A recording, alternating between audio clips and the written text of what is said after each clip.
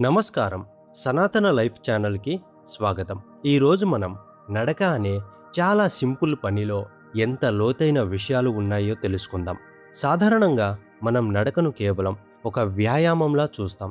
కానీ మన సనాతన ధర్మంలో, ఆయుర్వేదంలో నడక అనేది కేవలం కాళ్ళు కదపడం మాత్రమే కాదు. అది మన శరీరంలోని పంచప్రాణాలను, పంచేంద్రియాలను మేలుకొలిపే ఒక అద్భుతమైన ప్రక్రియ. అసలు మన పూర్వీకులు నడకను ఒక మందులా ఎందుకు భావించారు? నడక వెనుక ఉన్న అసలు రహస్యమేంటి? ఇప్పుడు తెలుసుకుందాం. ఆయుర్వేద శాస్త్రం ప్రకారం నడకను చంక్రమణం అని పిలుస్తారు. దీని గురించి అద్భుతమైన సూత్రం ఉంది. ఆయుష్యం బలమేదాగ్నిప్రదం చంక్రమణం మతం.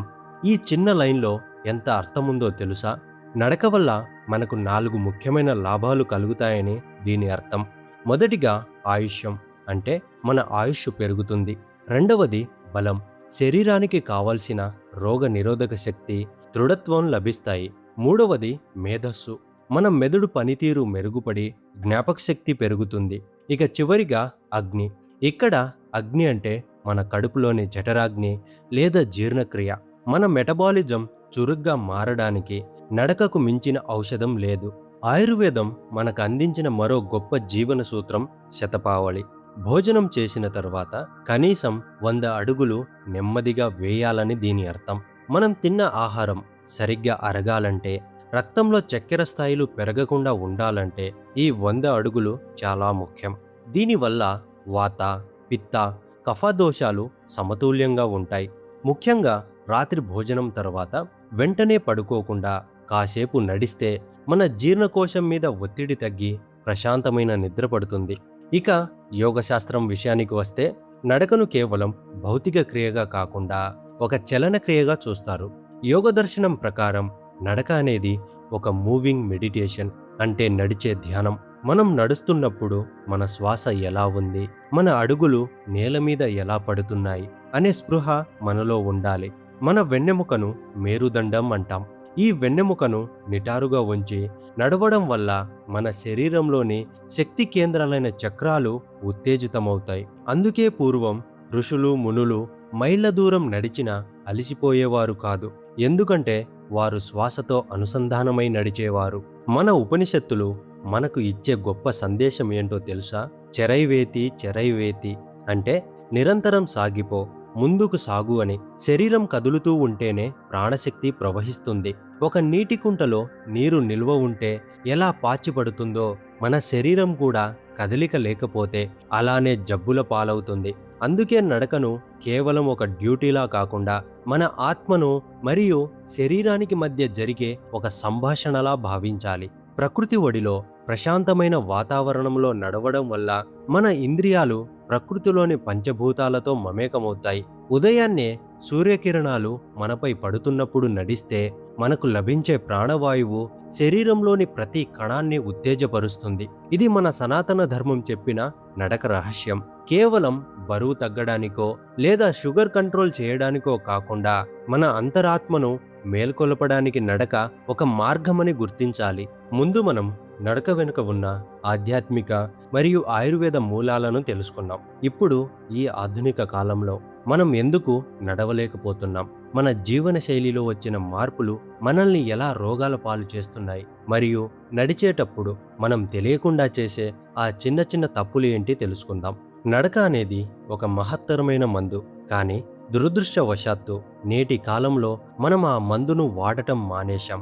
ఒకప్పుడు మానవుడు ఆహారం కోసం, అవసరం కోసం రోజుకు మైళ్ళ దూరం నడిచేవాడు. కానీ నేడు మనం టెక్నాలజీ అనే మాయలో పడి అడుగు తీసి అడుగు బయట పెట్టడానికి కూడా బద్దకిస్తున్నాం. ప్రస్తుత గణాంకాలు చూస్తుంటే నిజంగానే భయం వేస్తుంది. ప్రపంచ ఆరోగ్య సంస్థ నివేదికల ప్రకారం ప్రపంచవ్యాప్తంగా దాదాపు 30% మంది పెద్దలు అసలు శారీరక శ్రమ చేయడం లేదు. భారతదేశంలో ముఖ్యంగా మన తెలుగు రాష్ట్రాల్లోని పట్టణ ప్రాంతాల్లో ఈ పరిస్థితి ఇంకా దారుణంగా ఉంది.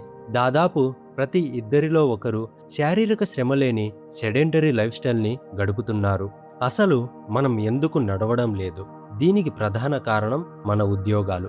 ఉదయం 9 నుండి సాయంత్రం 6 గంటల వరకు కంప్యూటర్ల ముందు కదలకుండా కూర్చోవడం వల్ల మన శరీరంలోని రక్త ప్రసరణ మందగిస్తుంది.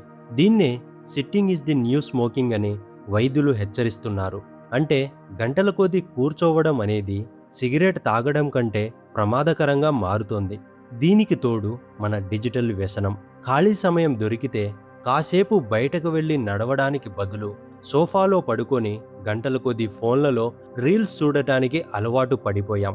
దీనివల్ల మన కళ్ళు, మెదడు అలసిపోతున్నాయి తప్ప శరీరానికి కావాల్సిన వ్యాయామం దొరకడం లేదు. నడవకపోవడం వల్ల కేవలం ఊబకాయం మాత్రమే కాదు, టైప్ 2 డయాబెటీస్, రక్తపోటు మరియు గుండె జబ్బులు మనల్ని చిన్న వయసులోనే చుట్టుముడుతున్నాయి. వీటన్నిటికంటే భయంకరమైనది మానసిక ఒత్తిడి. మనం నడవనప్పుడు మన శరీరంలో ఎండార్ఫిన్స్ అనే హ్యాపీ హార్మోన్లు విడుదల కావు. దీనివల్ల డిప్రెషన్, యాంగ్జైటీ వంటి సమస్యలు పెరుగుతున్నాయి. సరే, ఆరోగ్యం పట్ల అవగాహన ఉన్న కొందరు నడకను ప్రారంభిస్తున్నారు. కానీ వారు చేసే చిన్న చిన్న పొరపాట్లు ఆ నడక వల్ల వచ్చే లాభాలను దూరం చేస్తున్నాయి. మనం నడిచేటప్పుడు చేసే అతిపెద్ద తప్పు రాంగ్ పోస్చర్. చాలామంది తల వంచి భుజాలు కుంగిపోయి నేలవైపు చూస్తూ నడుస్తుంటారు. దీనివల్ల మన వెన్నెముక మీద విపరీతమైన ఒత్తిడి పడుతుంది. మన పూర్వీకులు చెప్పినట్లు వెన్నెముక లేదా మేరుదండం నిటారుగా ఉండాలి. అప్పుడే ప్రాణశక్తి శరీరమంతా ప్రవహిస్తుంది. మరో ప్రధాన సమస్య టెక్ నెక్. నడుస్తూ కూడా ఫోన్ చూడటం వల్ల మెడ నరాలు దెబ్బతింటాయి. నడక అనేది ప్రకృతితో మమేకమయ్యే సమయం. ఆ సమయంలో కూడా ఫోన్ స్క్రీన్ వైపు చూడటం వల్ల మన ఏకాగ్రత దెబ్బతింటుంది. అలాగే మనం ధరించే పాదరక్షలు కూడా చాలా ముఖ్యం. సరైన కుషన్ లేని చెప్పులు లేదా షూస్ వాడటం వల్ల మన మోకాళ్ల మీద, చీలమండలం మీద భారం పడి కాలక్రమేణా కీళ్ల నొప్పులకు దారితీస్తుంది. ఇక ఆయుర్వేదం ప్రకారం మనం చేసే మరో పెద్ద తప్పు బ్రిస్క్ వాకింగ్ ఆఫ్టర్ మీల్స్. భోజనం చేసిన వెంటనే చాలా వేగంగా నడవడం వల్ల మన జీర్ణక్రియకు ఆటంకం కలుగుతుంది.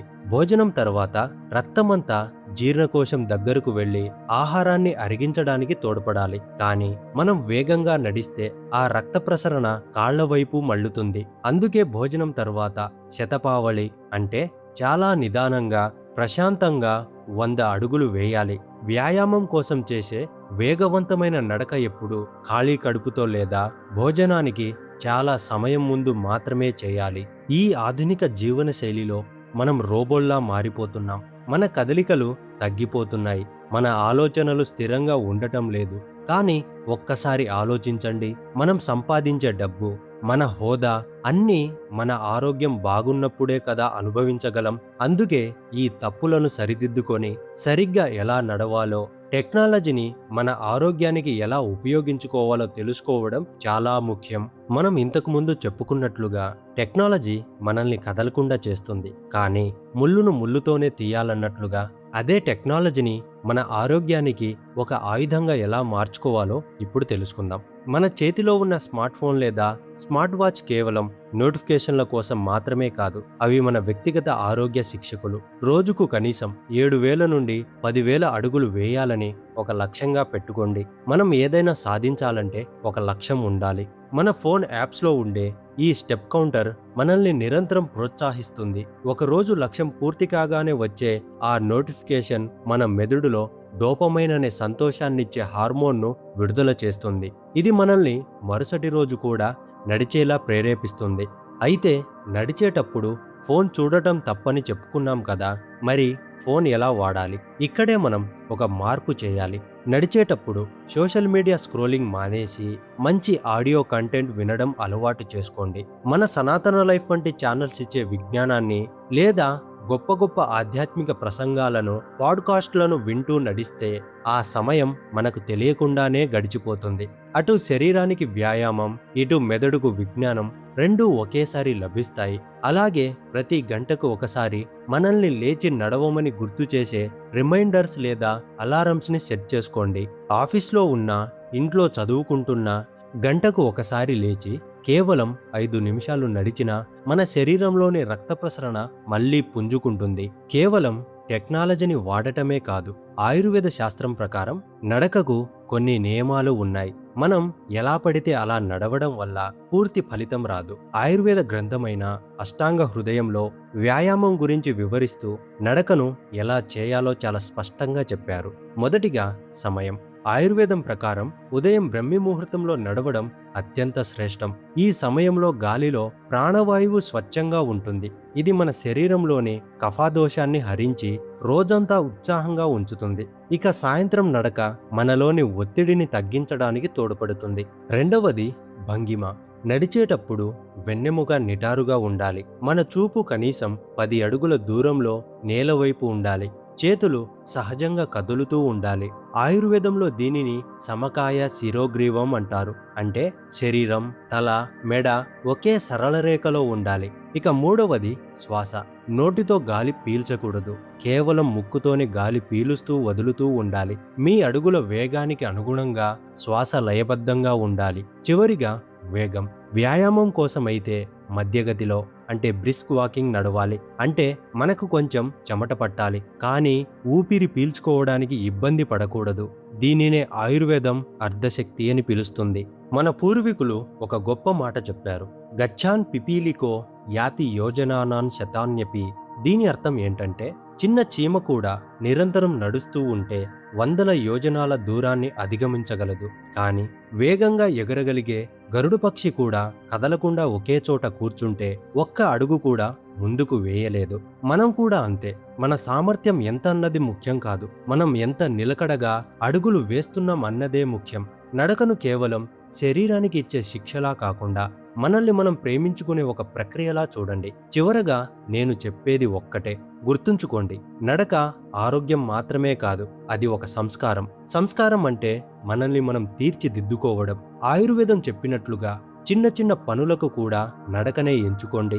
యోగాలో చెప్పినట్లుగా మీ శ్వాస మీద ధ్యాస ఉంచి ప్రకృతితో అనుసంధానం అవ్వండి. రేపటి కోసం కాదు, నేడే ఇప్పుడే అడుగు వేయండి. మీ మొదటి అడుగు మీ జీవితాన్నే మార్చేయగలదు. మిత్రులారా, ఈ సమాచారం మీకు నచ్చినట్లయితే మీ స్నేహితులకు, కుటుంబ సభ్యులకు షేర్ చేయండి. మన సనాతన ధర్మంలోని ఇటువంటి ఎన్నో అద్భుతమైన విషయాల కోసం సనాతన లైఫ్ ఛానల్ని సబ్స్క్రైబ్ చేసుకోండి. మీరు ఈరోజు ఎన్ని అడుగులు వేశారో లేదా రేపటి నుండి మీ లక్ష్యం ఎంతో కింద కామెంట్ సెక్షన్లో మాతో పంచుకోండి. వచ్చే వీడియోలో ధ్యానం గురించి తెలుసుకుందాం. కామెంట్ సెక్షన్లో ధ్యానం అని కామెంట్ చేయండి. మళ్ళీ కలుద్దాం. అంతవరకు సెలవు. నమస్కారం.